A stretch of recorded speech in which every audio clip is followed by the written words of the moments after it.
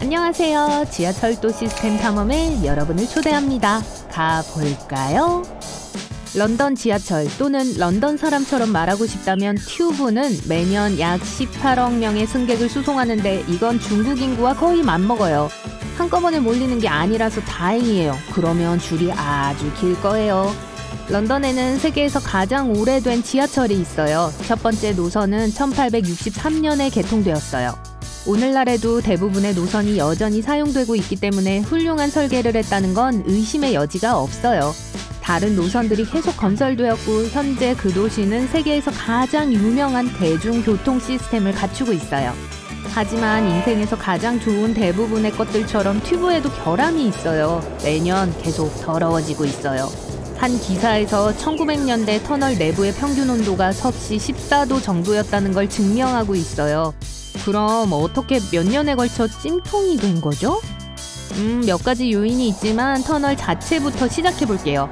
어떤 역은 50m가 넘는 아래의 저심도 터널에 있어요. 터널 전체를 지지하는 밀도 높은 점토와 배각으로 구성되어 있죠. 하지만 이 물질들은 열을 많이 흡수하는데도 아주 효과적이에요. 터널을 사용하는 열차 수가 시간이 지남에 따라 증가했고 터널 벽의 온도도 증가했습니다. 센트럴 라인은 특히 여름철에 사우나가 되는 가장 대표적인 예죠. 다행히도 대부분의 다른 노선에는 환기가 잘 되는 터널들이 있어요. 런던 사람들은 저심도 라인에 비하면 엘리자베스 라인은 시원한 오아시스라고 해요. 터널만이 튜브를 오븐으로 바꾸는 게 아니에요. 기차역들이 서로 너무 가까이 있어요. 네트워크에는 서로 약 1km 이내에 있는 역들이 약 170개 있어요. 그래서 열차들이 끊임없이 멈추고 출발하고 이게 많은 낭비되는 열을 생산해요. 생물학적으로 말하자면 인간 포유류의 몸도 열을 발생시킵니다. 계산에 따르면 튜브 승객들이 터널 안에서 약 2%의 열을 발생시켜요. 물론 다른 요인들과 비교하면 미미하지만 어쨌든 승객들을 방정식에서 제외할 수는 없어요. 기차를 탈 사람이 아무도 없게 되잖아요. 당국은 신선한 공기를 터널로 가져올 방법을 찾고 있습니다. 안건에 에어컨 옵션이 포함되어 있어요. 사실 나이츠 브릿지는 시범역으로 가장 인기 있는 역 중 하나예요. 에어쿨러가 장착되어 있거든요. 틈을 조심하세요는 청각적 및 시각적 경고 문구예요. 이 문구는 1968년 런던 지하철에서 처음 만들어졌어요. 그 이후로 특히 영국 억양을 사랑하는 관광객들에겐 런던 지하철의 상징적인 부분이 되었죠. 터널보다 더 깊은 곳으로 가보고 싶나요? 대답하시기 전에 런던 지하철 네트워크에 약 50만 마리의 쥐가 살고 있다는 걸 알려드려야겠네요. 분명 이 상황은 튜브에만 국한된 게 아니에요. 쥐는 세계의 다른 대중교통망에서도 발견될 수 있어요. 이 동물들은 그냥 온기, 은신처, 먹이를 찾고 있을 뿐이며 하루 중 언제든지 임의의 역에서 이 중 한 마리를 만날 가능성이 있지만 쥐는 야행성 동물이고 보통 밤에 더 활동적입니다. 이게 여러분에게 위안이 된다면 말이죠. 좋아요. 쥐들은 터널 아래에 두고 스톡홀름의 다채로운 지하철역에 대해 이야기해보죠. 도시 아래에는 여러분을 환영해주고 있는 예술 보석이 있어요. 세계에서 가장 긴 미술관이라는 이름이 붙어있죠. 1950년 이후 예술가들은 이 역들을 그림, 설치물, 모자이크, 그리고 조각들로 장식했습니다. 다섯 번째는 터키 이스탄불의 터널이에요. 역사적인 지하 케이블 노선이죠. 터널의 길이는 약 5m예요. 그래서 여정은 짧아요. 이 노선의 흥미로운 점은 건설 날짜예요. 튀넬은 세계에서 두 번째로 오래된 지하 도시 노선이에요. 게다가 아직도 사용되고 있는 유럽에서 현존하는 가장 오래된 지하철 노선이에요. 원래 이 타이틀은 리옹의 케이블 라인의 것이었지만 그게 지하도로 터널로 개조되었어요. 델리의 아슈람 지하철역은 세계에서 가장 작은 지하철역이라는 세계 기록을 세웠습니다. 비록 아주 작지만 2층으로 되어 있어요. 하나는 매표소 전용이고 다른 하나는 탑승용이에요. 이 역은 공간을 절약하기 위해 수직으로 건설되었어요. 그래서 수평 지하철역의 크기가 평균 크기의 거의 절반으로 줄어들었죠. 여러분이 처음으로 프랑스에 갔는데 세계에서 가장 크고 복잡한 지하철역 중 한 곳에 있다고 상상해보세요.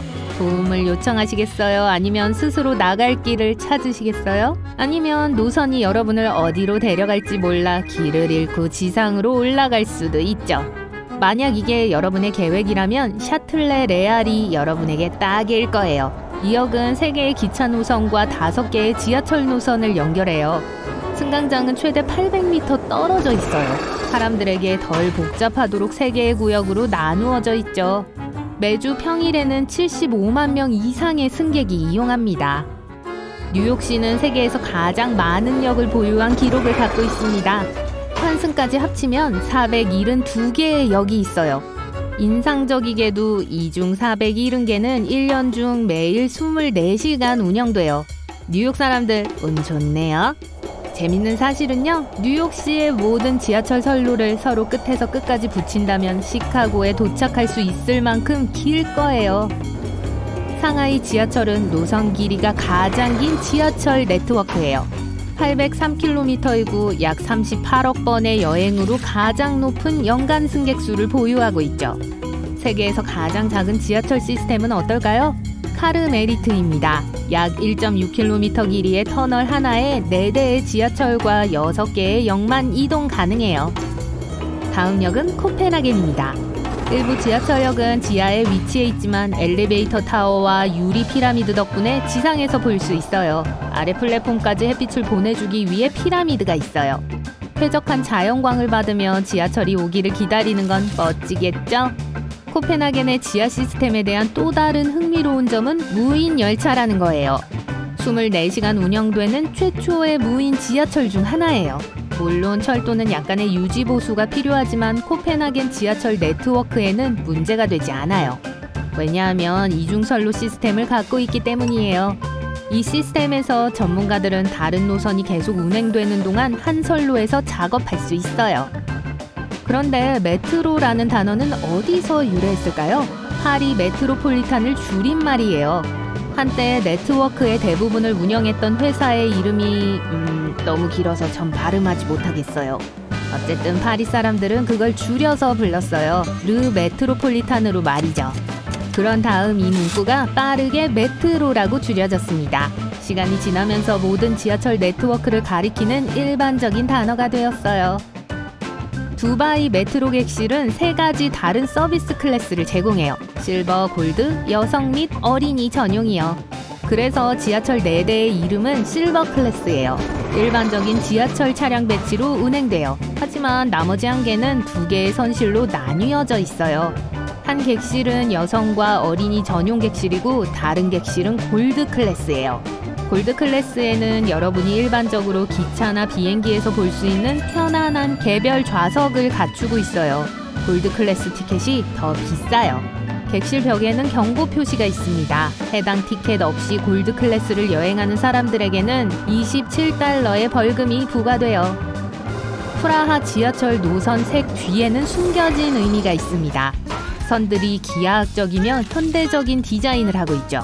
예를 들어 황금빛 색조는 프라하성을 상징해요. 녹색은 왕실 정원을 의미하고 빨간색 선은 1621년 봉기가 있었던 영지에 27명의 체코 귀족들을 기리기 위한 거예요. 갈색, 파란색, 그리고 불그스름한 보라색도 있습니다. 2022년부터 부다페스트 지하철의 M1선은 유네스코 세계유산이 되었습니다. 역사적인 뿌리와 놀라운 공학으로 지하철 노선은 건축과 예술의 걸작품이에요.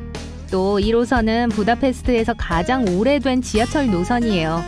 옛 역사의 원형이 보존되어 있으며 각 역은 역사적인 사진 및 방문객들이 역사의 과거를 탐험할 수 있는 정보를 제공해요.